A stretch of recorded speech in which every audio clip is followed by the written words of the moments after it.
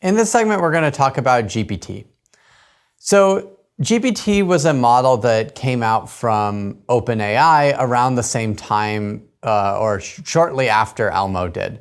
And we can basically think of it as Elmo with transformers. We're not going to go through the whole architecture. They did have some nice innovations, and they were using the idea of fine-tuning the model more aggressively, whereas Elmo was more or less a way to just compute embeddings.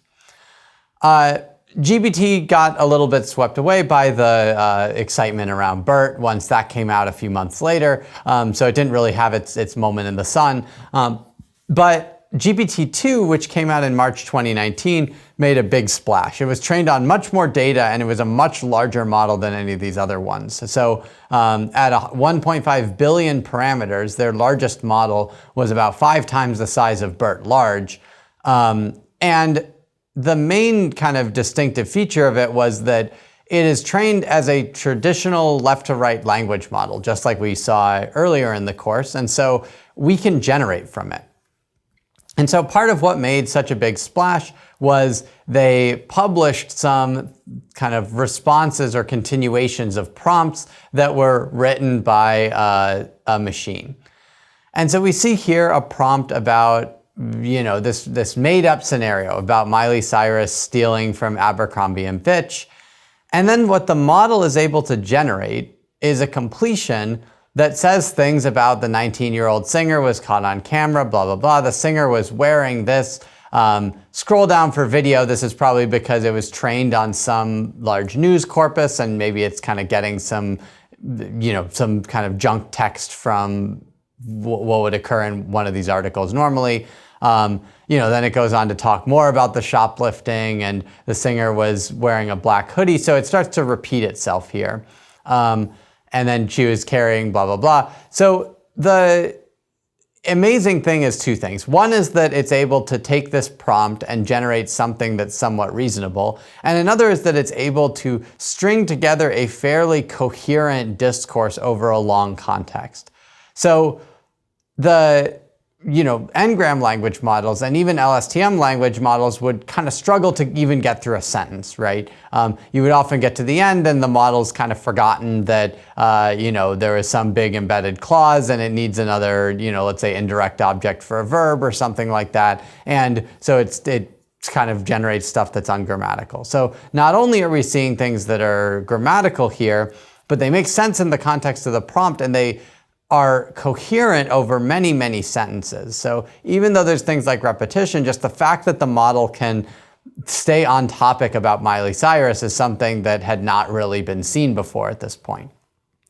And of course, this maybe shouldn't be too surprising given what transformers allow us to do. They allow us this sort of order 1 access back to any part of the context. And so if we can just look back at the prompt constantly, it can kind of always inform what words we should be generating next. So there's a bunch of open questions about this. One that was brought up even in the original paper is this basically just doing some sort of nearest neighbors, right? It's trained over so much data. I mean, I guess Miley Cyrus probably didn't actually steal stuff, but maybe there was some extremely similar sentence or scenario that happened, and it's just happening to retrieve sentences that are very relevant to this. And so we think it's great, but if you give something the whole internet and let it fetch stuff that's out there, you'll get good text as well. And how do we understand and distill this, right? I mean, generating a made-up news story about Miley Cyrus is not helpful and probably actually harmful. So how do we get this model to actually do things that we want to do with it? And then similarly, when we want to do tasks like automatic summarization or so-called data-to-text generation tasks, like if I give you a bunch of statistics about a basketball game, generate the report that talks about the highlights of that game. These are things which it's not obvious that this model can do, right? And then finally, what's the kind of how should we perceive this model? Is this model dangerous? So one thing that made a fairly big impact was OpenAI openly said that they were not going to release this model. They were going to do this so-called staged release because they thought it was the potential for generating things like fake news was too dangerous, and they didn't want to put this stuff out there just for anyone to have access to. So there was some interesting follow-up work from Zellers et al. On the potential for this model to generate fake news. And so they trained a sort of variant of this themselves called Grover. And what they found was that actually they were able to generate kind of realistic looking propaganda that humans thought was even more realistic than real examples of fake news that they found. However, what they also found was that if they fine-tuned the model for classification, it was able to easily detect the things that it produced. So even though humans were kind of bad at telling these Grover-produced articles from real ones, it turns out that the system itself is pretty good at detecting what it's generating. So this is a little bit similar to generative adversarial networks, if you're familiar with those, but it's not quite because in this case the discriminator and the generator weren't trained in the same loop together. So the other kind of question that this brings up is about the cost for these things. So OpenAI did not release this model, and so other people immediately went about either trying to reproduce it or bemoaning the fact that it was computationally very difficult to reproduce what they had. So BERT, the cost is on the order of something like $7,000 for training BERT large. And this has probably come down since this analysis was published.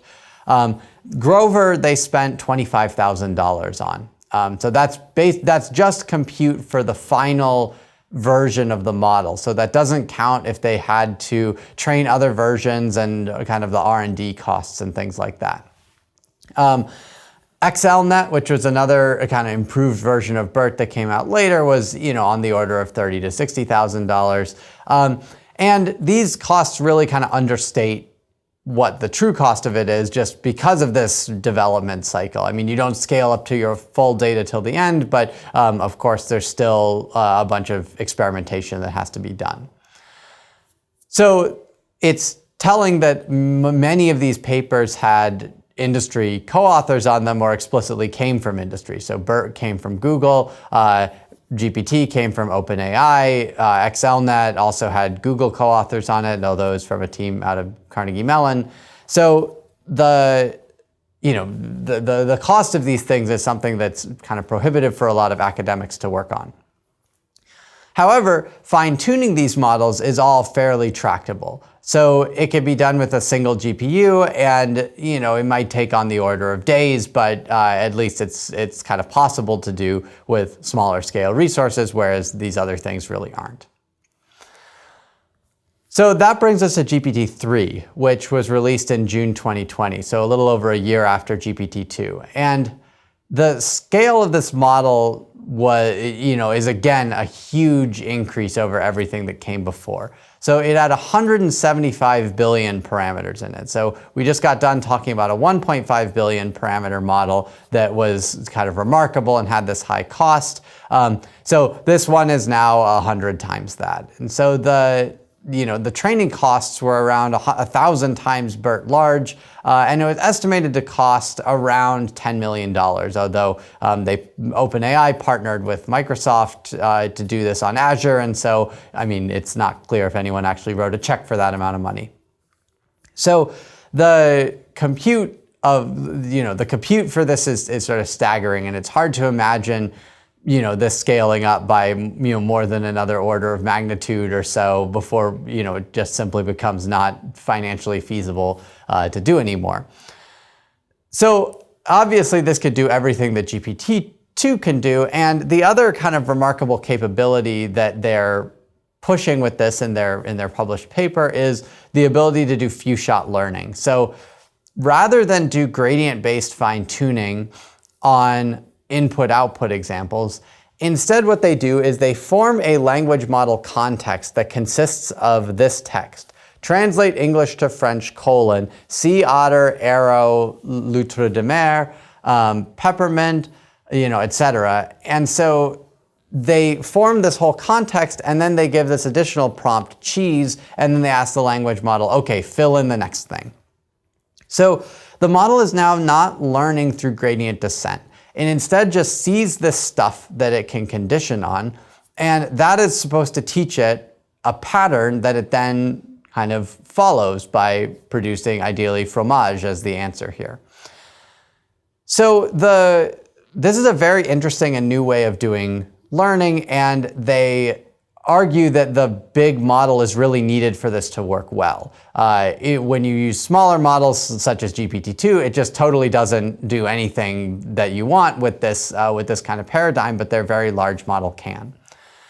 So the results are still not as good for tasks like translating English to French. I mean, here we have 3 examples, right? So it's not as good as the MT systems that we saw before that train on 1 million parallel sentences. But the fact that they can do this at all in the few-shot setting is pretty remarkable, and they achieve interesting results on a number of different tasks. And so obviously, as a very new thing, this is still actively kind of people are researching it and figuring out how this can plug into everything else that people are doing, what it can be useful for, et cetera. But it's an exciting new frontier in pre-trained modeling. So this gives you a kind of overview of the GPT family of models. And it's a bit of a different paradigm than BERT, and obviously being pushed by different actors. So GPT is OpenAI, and BERT is Google. So there are different kind of target applications in mind, different goals, different ways of doing it, and it'll be interesting to see going forward what really emerges as the dominant way of doing NLP, or if these each have kind of independent strengths. That's the end of this segment.